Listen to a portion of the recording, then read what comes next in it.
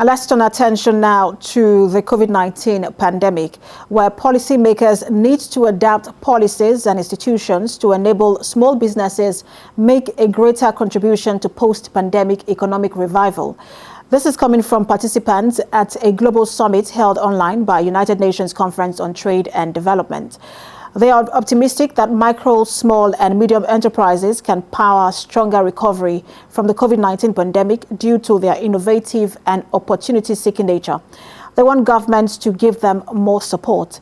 UNCTAD Acting Secretary General Isabel Durant said such support should be aligned with the priorities of the post-COVID-19 social and economic recovery.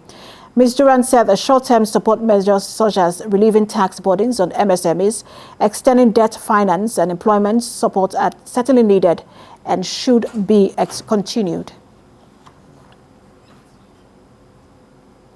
And joining us now via Skype for further discussion on this is Executive Director of Leadership, Entrepreneurship and Advocacy Network, Chukwuma Okenwa. Good to have you join us. Yeah, thank you so much. Good afternoon. We know that the small and medium enterprises really do contribute in terms of employment. We've seen them taking a lot of people. Sometimes it's a small organization can take in as much as 1 to 10 persons as employees. Talk to us about how SMEs are recovering from this pandemic. Is there any level of recovery being made yet? Well, let me say, yes, there is a proven track of recovery, but then not as impressive as one would expect, given the importance of MSMEs to the economy. Globally, MSMEs are known to account for 2/3 of the job opportunities, employment, and in low-income economies and developing nations like Nigeria, it ranges between 80 to 90%. So what that means is, in a time where we have to combat with a lot of people being laid off job, loss of jobs, opportunities, we cannot help but to sustain, to power the SMEs, which really accounts for over 80% of employees in Nigeria. Well, I'm aware that just like UNCTAD recommended, 3 major aspects, short-term approach towards supporting SMEs, vis-a-vis, you mentioned the need for funding, the need for extension of financing, debt financing, just like maybe rendering moratoriums to businesses. We've seen, like some of you who's also seen, like some forms of funding, like the one of the employees survivor fund by the federal government. But then a lot more can be done to ensure that MSMEs are viable once more, such that... And that's exactly where, I was heading to, because Nigeria now, we're just recovering from the recession, and we've seen unemployment rates also rise above over 33%. What sort of policies do you think should be made? Because there are a lot of people who believe that MSMEs can contribute significantly to our GDP. And if we're to make any significant recovery, we do need MSMEs. What sort of policies should be made to ensure that MSMEs are contributing significantly? Tax relief is very important. Mentoring, funding. Because the truth of the matter is, even for those that attend our institutions, sometimes have the opportunity to study business management, but the mentoring available at the higher institution is not enough, in the sense that it is deficient in the real business environment. So we need more of mentoring for young business people. And then we need the funding. Funding, very, very important.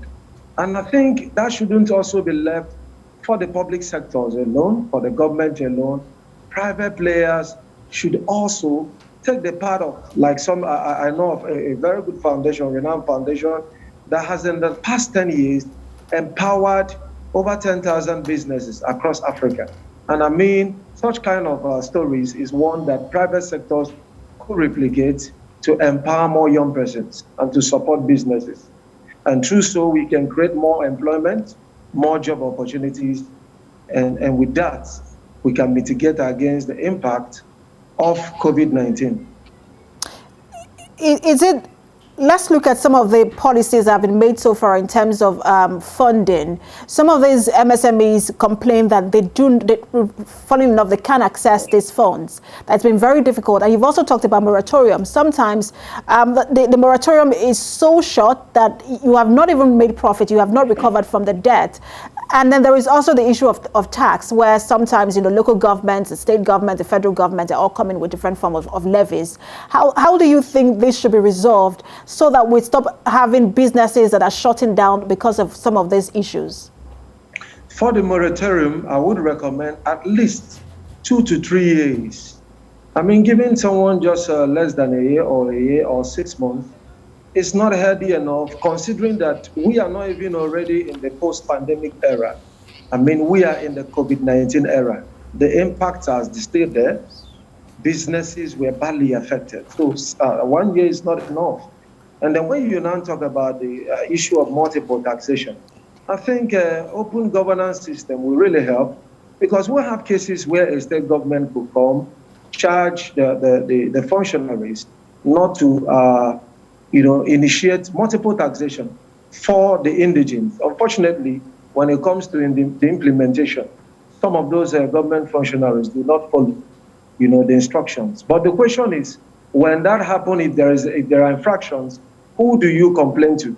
And that is why I recommend open form of communication.